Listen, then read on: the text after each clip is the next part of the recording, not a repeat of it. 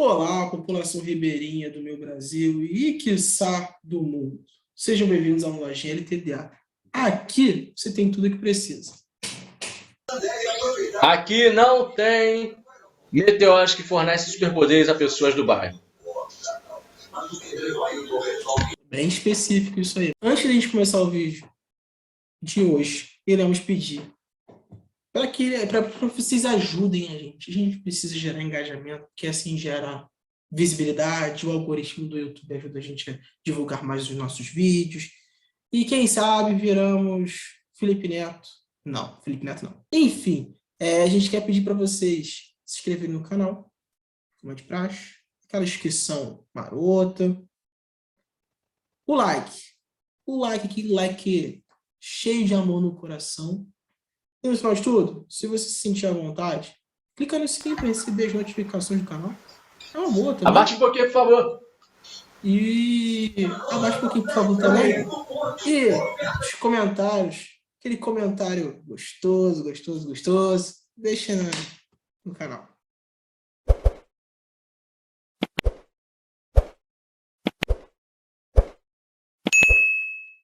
No início desse vídeo, iremos falar sobre... Sobre o que iremos falar, Douglas? Estou meio perdido.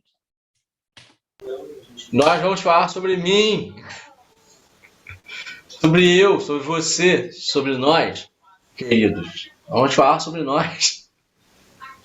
Tô brincando, a gente vai falar sobre o protagonismo. Nós, irmãos, né? Vamos falar do Black Power. Ah, beleza. Ok. A gente está num momento propício onde a gente está vivendo essa sociedade tão conflituosa, cheia de problemas, e a gente precisa falar sobre isso, né? E esse mês de novembro é o mês da... O termo que eles usam é consciência negra. E a gente pegou uma coletânea de alguns poucos filmes que serão de forma sucinta. Black Power. De forma sucinta, coerente. Você aí, novamente pedirei a sua ajuda nesse momento. Por favor, fale para o rapaz que está ou do meu lado esquerdo ou do meu lado direito que precisamos ser sucintos nos nossos vídeos, que precisamos falar de uma forma um pouco mais clara, sem rodeios. Por favor, repita comigo como a Dora Aventureira sempre diz. Douglas, seja sucinto e direto. Obrigado. Desculpa, voltei. Vamos lá. Falando sobre Black Power hoje no Lojinha. A gente vai tentar seguir uma ordem cronológica das coisas. Todos os filmes têm matemática meio que parecida, abordagens diferentes. Todos têm matemática. Os meus filmes não têm matemática. Eu não trouxe matemática. Tá, claro. O tema... Você tá fazendo muito curso com a Praça Nossa, eu tô vendo. Desculpa. Casalberto, a gente é muito babaca. Primeiro, vamos começar com o primeiro filme por favor, sucintamente. Muito difícil. Tá bom, vamos lá. Muito difícil você falar sobre filmes com protagonismo negro sem citar esse diretor que é o Spike Lee. Né? Ele fez vários filmes que tem protagonismo negro, sim, ele é conhecido por isso, mas o filme que eu vou falar dele é o do ano do meu nascimento, e aí é o Faça a Coisa Certa.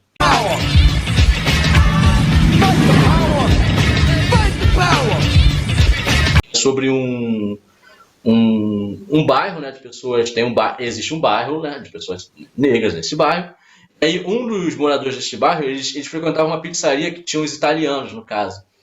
Ele percebe que na pizzaria não tem foto de celebridades negras, só de celebridades italo-americanas. Então ele faz essa reclamação, ele pergunta quando é que você vai colocar uma foto de pessoas como nós aqui, levando em consideração que nós aqui comemos na sua pizzaria, Sal. Sal é o nome desse italiano que tem essa pizzaria.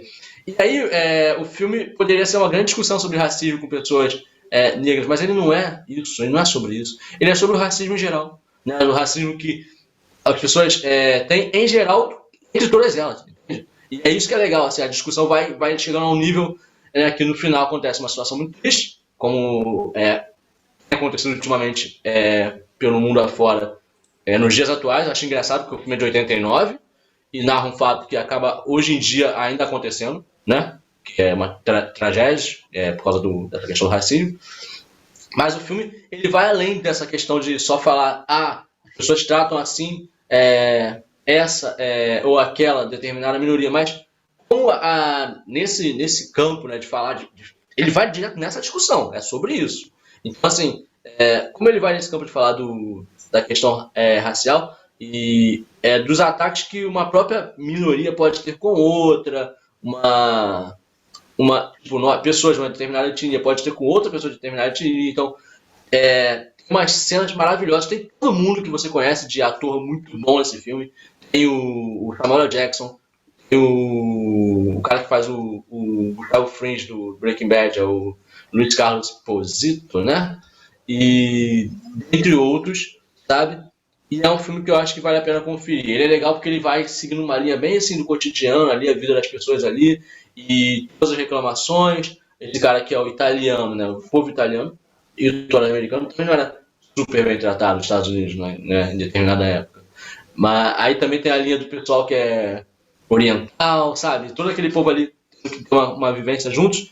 Eles, assim, meio que numa espécie de guerra fria, né, um contra os outros pela questão do próprio olhar que um tem pelos outros aspectos, até estourar, culminar numa coisa um pouco mais agressiva no final, né?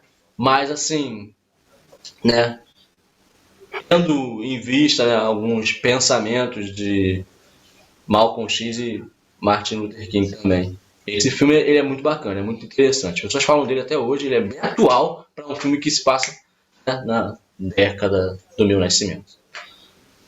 Eu acho que você já pode tomar um respiro e já falar sobre essa segunda indicação do. Posso falar da minha segunda indicação? Bem, eu queria falar de uma coisa um pouco menos séria, né? Porque eu sou eu, né, cara? Eu não vou falar aqui, eu sou eu, sabe que eu sou eu. É claro que eu não ia escapar a falar de super-herói aqui. Aí, né, tem aqui meus gibizinhos do Pantera Negra, mas não vou falar dele não. Tem um filme de 1993 que é muito curioso, chamado Homem Meteoro, que é como se fosse uma espécie de brincadeira com o Superman. E eu acho engraçado porque os principais atores desse filme, o personagem principal que faz o Homem Meteoro, inclusive ele fez depois aquele filme da Disney, aquele filme feito para a televisão da Disney, que é o Subir, Subir e Voar. E esse cara ele é o diretor do filme, ele é o principal ator do filme, e é a história de um homem, né, que ele é negro, ele num bairro negro ele encontra ele é atingido por um meteoro, né, é o Robert, eu não sei falar o nome, é Robert, cara, meu Deus, Robert Towns, Felipe, olha só, é assim, isso. Esse diretor, Robert Townsend, ator Robert Townsend, ele faz o Homem Meteoro. E assim, aí é que tá. Eu gosto desse filme porque ao invés de ser uma discussão de como a gente precisa lutar porque a gente é discriminado, ele acaba sendo mais profundo por simplesmente falar assim, poxa, vamos colocar aqui a mesma situação que a gente vê normalmente com um outro super-herói, né? Tipo, que tem uma etnia, né? Seria o homem branco, né? O cara caiu numa fazenda, foi criado por pessoas brancas, e assim, não criticando nada disso, jamais. Mas aqui a gente pega um conceito de um homem que ele já é formado, já é um homem adulto, e ele é atingido por um meteoro. Ele começa a atuar muito assim, e você vai vendo o bairro dele, sabe? E ele lembra pra mim esses outros filmes como Faça a Coisa Certa, outros filmes que tem um protagonismo negro, porque ele fica ali bem preso na questão do bairro, e ele vai resolver os problemas com um vilão que também é um personagem, né, negro no bairro, e é claro que assim, depois entram outras questões, outros vilões também, aquela questão dos poderes, né, mas no final ele tem mesmo que lutar, e inclusive, se eu não me engano, no final, uma união do bairro contra essa questão da marginalidade. Que é importante a gente destacar que, apesar de às vezes nós sermos privados de escolha, em grande parte do tempo, né, nós vamos fazer com as nossas escolhas são nossas, né? Então, assim, mesmo que a vida possa dificultar para você, por questões que eu não preciso citar aqui, né? A gente tem que sempre tentar fazer as melhores escolhas. Então, tem essa luta contra os vilões do bairro, né? Que seriam pessoas assim que cometem atos criminosos, né? A gente ainda estava em 93, então ainda tinha essa questão do certo e errado ser mais bem marcadinho, assim, no caso de um filme de super-herói, né? Aí vai fazer 30 anos que o filme tem. E ele é muito, muito interessantezinho por causa disso, né? E aí só dali eu acho que a gente tem outras evoluções, né? Mais para outros filmes também tem o protagonismo negro, né? E eu acho que ele é um tesouro para mim, assim, eu tenho muito carinho por esse filme. Eu vou falar as minhas duas indicações. Óbvio que essa questão de ter consciência, né, é um pedido para toda a sociedade, mas até como você falou, você falou de um filme de 89, 32 anos atrás, e ele é tão atual por conta dos acontecimentos, né? E aí a gente pode enumerar inúmeros acontecimentos, mas que só mostram o quanto a gente só regride.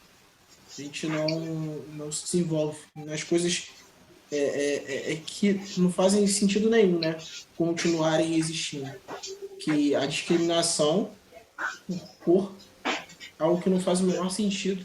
A gente que preza tanto, né, sobre as evoluções tecnológicas, sobre carros que andam mais rápido, aviões que andam mais rápido. A gente quer uma sociedade que se desenvolve tão rápido, né? E mesmo assim a gente, uma coisa tão pequena, por que fazer isso? A gente não consegue se desenvolver, né? Porque não faz sentido uma coisa tão sem sentido acontecer. E aí, baseado nisso, eu trouxe dois filmes um pouco mais atuais do que os que você propôs, porque são dois filmes que me marcaram quando eu tive contato com eles. Eu acho que quando a gente vive em sociedade, às vezes a gente pode ser posto em uma redoma que a gente não percebe as coisas. Então, eu nunca senti isso acontecer comigo quando eu era mais novo. Então, eu vi os filmes, me sentia incomodado, mas nunca tinha presenciado qualquer ato desse contra mim, eu nunca tinha percebido, nunca tinha olhado com esses olhos. Depois de adulto, comecei a ver que você muda, né? Eu acho que os olhos de criança são aqueles olhos que sempre procuram o melhor em tudo. E aí eu comecei a ver que as coisas não são daquela forma, e quando você vai crescendo, a tendência de você ser um pouco mais realista e começar a enxergar as coisas de outra forma mudam. E esse primeiro filme que eu vou falar, que chama Homens de Honra, é um filme que até o protagonista é o Cuba Gooding Jr. Ele quer entrar para a Marinha, só que na época negros eram vistos como me entenda, não estou dizendo que esse cargo é um cargo inferior, mas que ele te limitava. Então, o que as pessoas almejavam para ele, você vai virar cozinheiro do exército, da marinha. Esse era o cargo. É como se existisse uma faixa onde o seu teto se resumia aquilo. E ele quer virar mergulhador, ele quer ser esse ponto de ruptura, né? E o filme todo vai mostrando o quanto ele teve que passar por inúmeras provações, não só por todo o ato de entrar, como para se manter lá dentro. Tem uma cena que eu acho que é icônica, eu não vou falar sobre o filme todo, assim, Robert De Niro tá muito maneiro, ele é muito bom nesse filme, que ele é o capitão, e assim, é horrível, o cara tem uma cena específica, que é quando eles vão no fundo do mar com aquela roupa de mergulho gigantesca, né, que tem um capacete gigante que fica bombeando ar, e eles têm que montar um cano com umas espécies específicas com como se fossem duas aberturas de torneira, e eles jogam umas peças soltas, as peças maiores, e depois eles jogam as peças menores em sacolas para que cada um pegue e vá montando. Isso tudo dentro d'água e a temperatura muito baixa. Então, assim, é um teste o cara tem que ter discernimento para fazer a coisa certa, para encaixar as peças no local certo. O controle por conta da baixa temperatura, a questão da visibilidade também, porque está dentro d'água. Então, tem uma série de fatores que influenciam. E aí, todos estão lá participando desse momento, e o Cuba Gooding Jr. ele entra. Ele acha as peças maiores que estão no fundo do mar, com todos os outros. Só que na hora de jogar as peças menores, que são as tarraxas e tudo que ele vai, os parafusos que tem que apertar, os caras cortam a sacola dele e jogam aquilo ali no fundo do mar. E quando a sacola vai caindo, a tendência é que ela abre e as peças sejam espalhadas pela água, né? E ela vai se espalhando. Imagina, você tá numa área desse tamanho aqui e você joga e vira desse tamanho. O cara vai ficar catando parafusos e peças. E ele começa a montar. E aí é muito icônico, porque assim, é como se fosse um marechal que ele fica de cima olhando todo mundo, um senhorzinho. Ele tá olhando tudo acontecer. E aí ele fala, e assim, quando o Cuba Gooding Jr. entra na água para fazer, ele manda uma ordem para prejudicarem ele. E aí é quando cortam e jogam umas peças todas soltas. Aí começa a sair o primeiro. Aí o primeiro levou 1 hora e pouco. Uma pessoa com todas as peças na sacola, tipo, com tudo, não vou falar fácil, mas tudo esquematizado para você montar. Demorou 1 hora e pouquinho para fazer. Demorou 1 hora e pouquinho. Aí o segundo, 2 horas. Aí o terceiro, que demorou mais, demorou 4 horas e pouco e conseguiu fazer. Os 4 que fizeram perfeitos. O Cuba Gooding Jr. está no fundo do mar, com todas as peças espalhadas, e a gente está dizendo de peças pequenas espalhadas pelo chão do mar. Ele leva, se eu não estou enganado, 8 horas, quase 9 horas para fazer toda a montagem, numa temperatura baixíssima, quase tendo um choque hipotérmico, não sei se é o termo certo, mas por conta da temperatura ele sai de lá. Mas antes, quando o cara resolve, porque o Robert De Niro ele percebe que o cara tem força, porque isso é uma parada que é muito forte no filme. Força de vontade. Tudo impulsiona ele para desistir. Mas da mesma forma que essa força que impulsiona ele para desistir, tem uma força que impulsiona ele para continuar. E ele vai se provando, e ele vai provando para todos que ele é uma pessoa que, assim, além de tudo, tem perseverança e persistência. E aí isso não quer dizer que é só do negro ou do branco. Isso é do ser humano. Mas ele, naquela situação, ele se mostra mais forte, indiferente a tudo, a todas as situações por conta da humilhação. É um filme muito visceral, porque ele mostra essa questão. Eu acho que ele não tem cenas de agressão, assim, mas agressão verbal que tem um peso tão grande quanto uma agressão física. Toda a questão desse terror psicológico, né? Porque os caras dizem, você não vai ficar aqui, você não tem perfil para cá, você não vai continuar. Ele monta, ele entrega. O Robert De Niro já estava com pena do cara, porque ele fala, pelo tempo que ele está lá e pela temperatura, ele está a ponto de apagar. E ele correu o risco de morrer lá dentro se ele apagasse. Aí a mãe dele vai lá, aparece para ver como é que está tudo acontecendo. Eu não lembro se é a mãe ou se é a namorada. Agora me deu um... Mas, assim, ele consegue montar perfeitamente e o Robert De Niro, tipo... E ele fala que o Robert De Niro fica com ele, que é o cara o cozinheiro. Sempre chama ele de cozinheiro. Quando ele monta e que ele bota a parada e bota lá, ele tem que chamar ele de soldado, né? Do termo que ele tinha, que ele usou para todos. E o cara tá, tipo assim, se tremendo todo, mas ele vê a cara do Robert De Niro. E o Robert De Niro olha para aquele cara e fala assim, esse cara merece meu respeito. Bom filme. É um filme de 2000, tem 21 anos. E da mesma forma que o Douglas falou que o filme de 32 anos ele é muito atual, esse é um filme de 21 que também é atual. Eu não conheço a fundo o meio da Marinha, mas a gente sabe que a tendência das coisas é... Fala aí. Eu acho esse filme muito legal porque o personagem do Robert De Niro, ele é humano, né? Ele tem defeitos seríssimos. O cara, ele é muito egocêntrico lá, o cara muito se achando. Ele é realmente assim, para ser esse mergulhador que eles são, né? Que o Robert De Niro é, que o próprio o Cuba Gooding Jr. vai se tornar no filme, né? Tem que ser sinistrão mesmo. Então os caras eles se acham, né? Acho que tem nesse filme novo, os caras assim, o cara fala, pô, você tem um jeito de se achar sinistrão quando você é sinistrão, entende? Você é tão bravo que você tem que se achar bravo mesmo. Mas assim, eu acho legal que esse personagem do Robert De Niro, ele é uma clara demonstração de um racismo que ele tem, que é quase que imposto a ele, sabe? Tipo assim, você tem que ser racista. Não é que ele... Não, ele quase chega a te mostrar que ele não quer isso em alguns momentos. Eu acho que vai além. Não é só, assim... tem momentos que ele poderia ter pena, ele não tem pena do cara. É mais uma questão, tipo assim... Cara, eu tenho que lutar contra um sistema. Ele se ferra tanto nesse filme.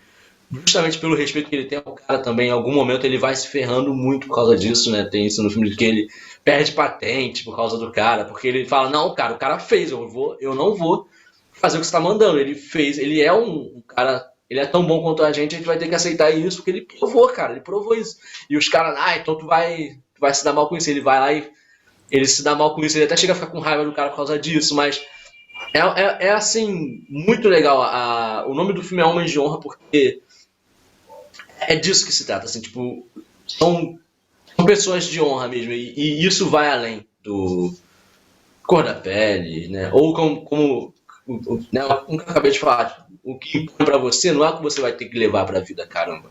As pessoas vão te impor de fato, isso não é uma coisa que a gente tá negando aqui, a gente tá dizendo que não existe. Existe, só que não é uma coisa que você tem que levar como se só existisse isso e não tivesse é, alguma maneira de você lutar contra isso que está acontecendo. Por isso que esse filme é estupidamente importante, porque é a luta de um homem contra isso, sabe? Tipo, você não pode deixar a maré te levar. Ela vai tentar vir, e né? São mergulhadores. O oceano é pesado, ele é fundo, mas você não pode deixar ele te levar. Você tem que ter as suas escolhas e lutar, né? A fazer o seu melhor ali. E esse filme, ele. Pô, cara, isso é muito bom esse filme.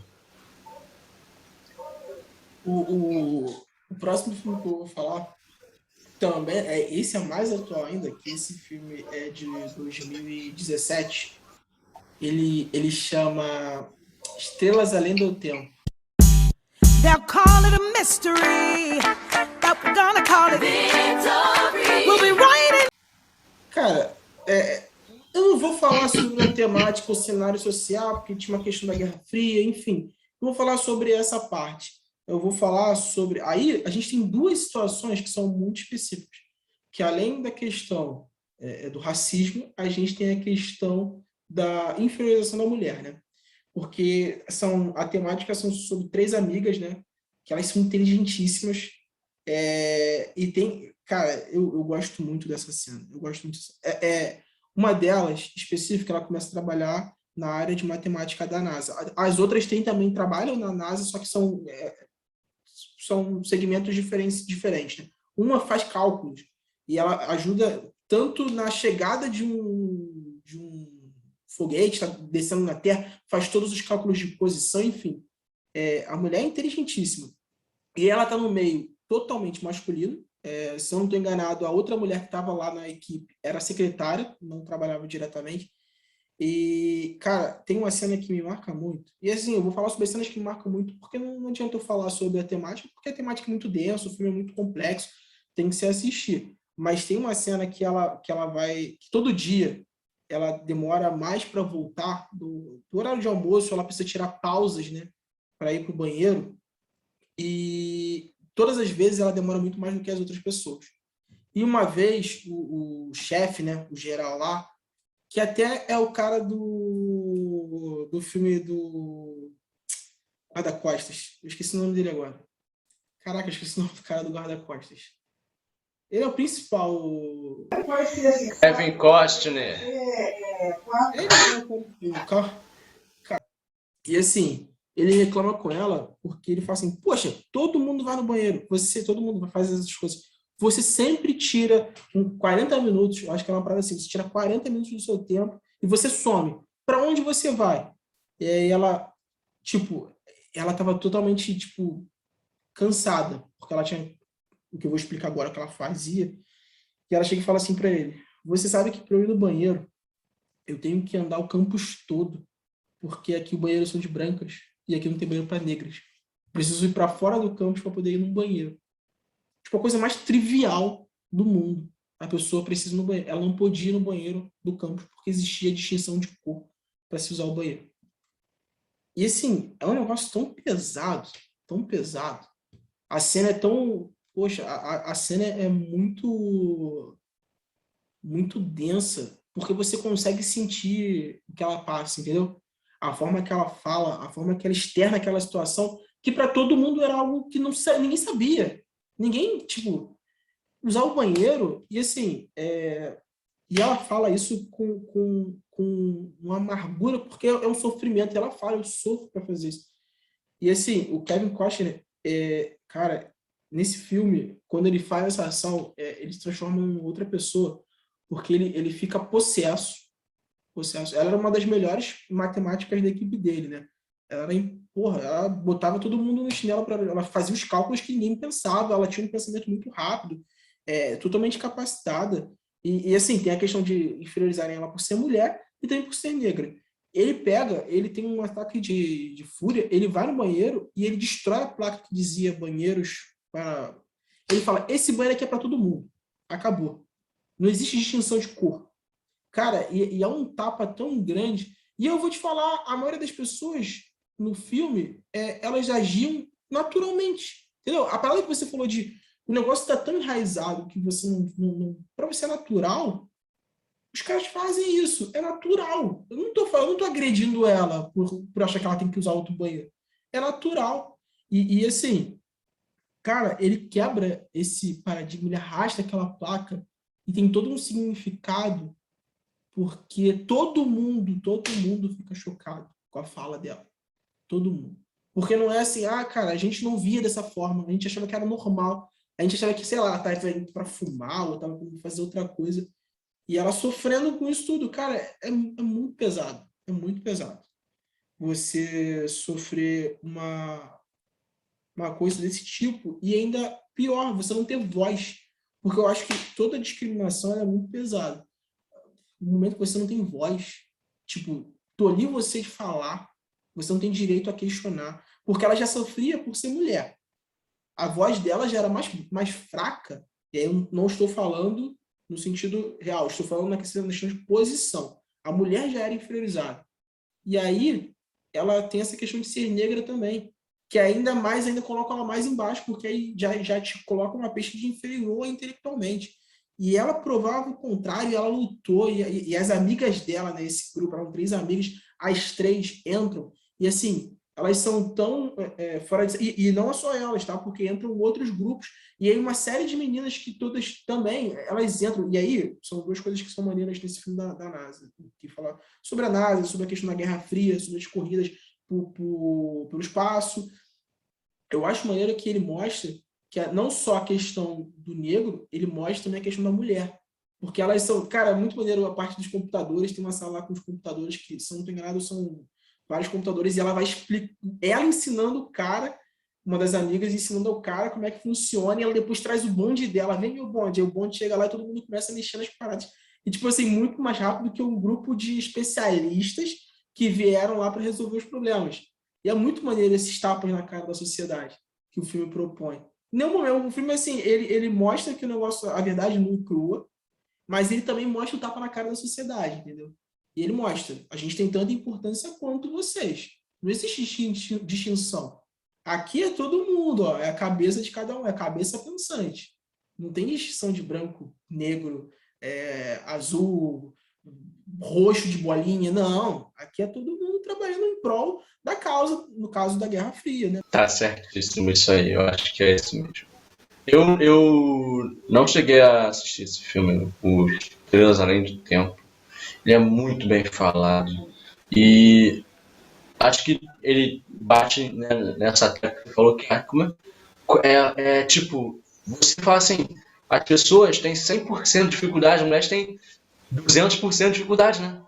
É 100% de dificuldade de ser mulher nesse campo e não tem como a gente dizer que não, eu não posso afirmar que eu não sou, eu não tenho preconceitos em mim, né? Eu não tenho meus próprios preconceitos com tudo, sabe? Qualquer coisa.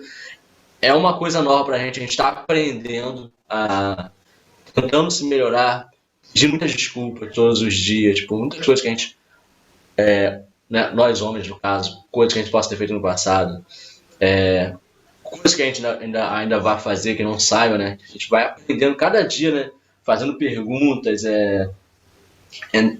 fazendo contato com as pessoas. Olha, isso aqui te ofende, isso aqui você me perdoe por isso. E esse é o tipo de filme para você ver como que um filme, né? As pessoas ainda têm o próprio, assim, como é que eu posso dizer, o próprio preconceito com o filme, né? As pessoas ainda acham que é só entretenimento vazio tudo e que é só para você se divertir e acabou o ponto final. Mas é um filme que faz você pensar em várias questões, sabe, de uma vez só. Bum! Na sua cara, né? Olha só como as mulheres são desrespeitadas. Olha só como elas deveriam ser respeitadas e não são. E aí entra ainda a questão do ser negro, né, na história. E aí é para piorar tudo. muito, né? Impressionante como a discriminação pode ser, né, diferente para a pessoa, tanto pelo seu gênero quanto pela sua cor. E essa dureza que a gente vê aí hoje Cara, em dia. eu sei que a proposta que a gente trouxe alguns filmes, mas tem uma música. Cara, eu tenho um gosto muito incomum, eu escuto tudo. Então a gente vai passando e permeando por inúmeros caminhos. Tem uma música chamada Eu Não Sou Racista, do Nego Max. Cara, Ou essa música é excelente porque ela mostra como a sociedade é. Muito, uma letra de um rap. essa música é muito difícil, é muito difícil essa música. É como, meu Deus do céu. Ela é como aquele documentário O Riso dos Outros. Você tem que ver uma coisa para poder tratar um assunto, mas como ela tem que trazer os exemplos de como é o jeito errado de fazer, é muito difícil de ver até o final, né? De você aturar até você fica, nossa, eu não aguento Não, mais. É muita cara, coisa. olha só, tipo Horrível. assim, a música já é tipo, um soco no estômago, como ela começa assim. Tipo, só pra explicar a temática da música, é um cara negro e um cara branco conversando numa mesa. E aí o cara branco começa introduzindo a situação dele. Aí ele chega lá, primeiramente, com todo respeito, somos todos seres humanos. Pra mim. Aí a gente já fica assim, não existe essa de branco ou preto. Dentro disso, eu não consigo sentir pena. Vocês problematizam tudo. Esse é o grande problema. Não sei o porquê esse ato de vitimismo. Não posso mais abrir a boca porque hoje tudo é racismo. Eu até queria ficar do seu lado, mas vocês nem sabem se é de negro ou de preto que vocês querem ser chamados. Cara, só essa introdução, pra mim já é tipo assim, a questão tá aqui, cara. A parada já tá muito, muito lá no fundo. A questão tá muito lá no fundo. Você acha que, tipo, é vitimismo, entendeu? Quando você usa esse termo, você fala assim, putz, é vitimismo. É você imaginar, cara, a vida não é assim. Só quem passa por essas coisas sabe como é que é. Sabe como é que é ter um olhar torto, como é que tem um olhar que acompanha. Porque isso todo mundo passa, cara. Você entrar numa loja e alguém te acompanhar. Isso é um negócio, tipo, extremamente irritante. Porque você em nenhum momento pediu ou falou que eu preciso ser julgado por conta da minha cor, por conta do meu cabelo, por conta do... Entendeu? É um negócio muito duro. Porque você não tem escolha. E acho que a pior coisa do mundo é você não ter escolha. Você recebe uma marca que ela vai perdurar sem você ter feito nada. E essa música é exortação disso. Ela traz isso, ela é visceral, ela impõe, ela mostra, ela dá a fala pro cara falar o que muita gente pensa. Entendeu? Que muita gente pensa e fala assim, mas eu não tô fazendo mal nenhum pra você. Entendeu? Tá fazendo. Tá fazendo quando você discrimina, quando você inferioriza, quando você julga antes de mais nada. E é Uhum. essa sociedade que a gente passa, que a gente é limitado a se limitar. É verdade. Não, não existe essa de você falar que não existe, né? Tipo, é um problema, né? Como você falou, esse cara da música falando, é um problema porque a pessoa que chega falando que isso não existe, ela acreditando, né? Acreditando que isso não existe nela, é a mesma coisa que você. Vou falar uma coisa bem simples, né? Você dizer que essa questão de diferenças sociais, racismo não existe, é a mesma coisa que você dormir com a barata no seu quarto. Você não vai dormir, você não vai virar pro lado e fingir que ela não tá ali, entendeu? Ela tá. Uhum. E aquilo não é possível. Você vai chegar ali, você vê uma barata no seu quarto, no chão do seu quarto, ela se esconde pra debaixo de um cômodo e você vai virar pro lado e vai dormir com isso.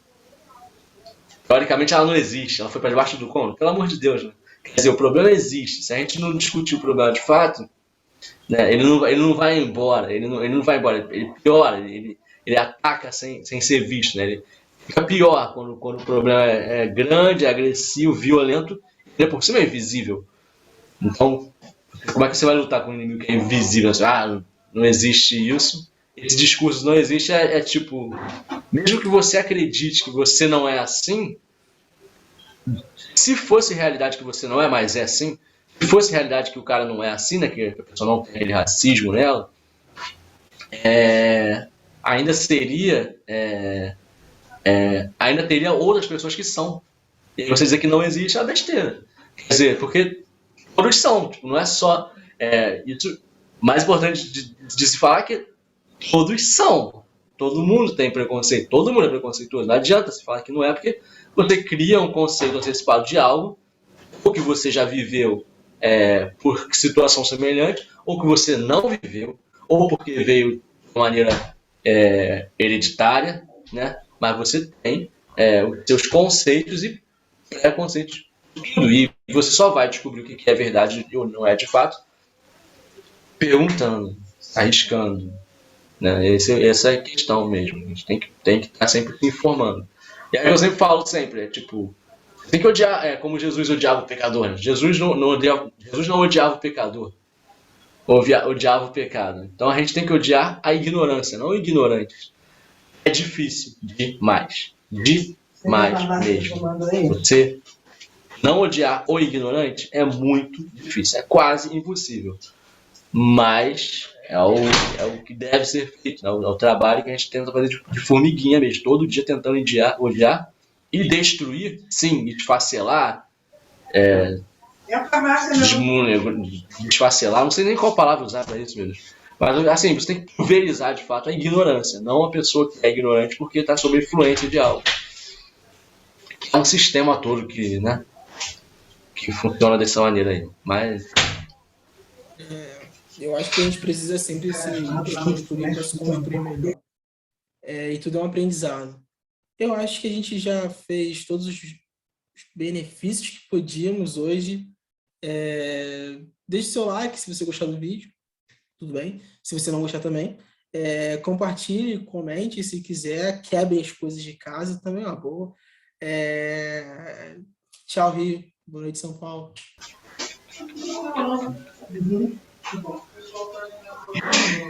Ele está bem. Racista, eu não. Inclusive a empregada e o jardineiro da família são negros.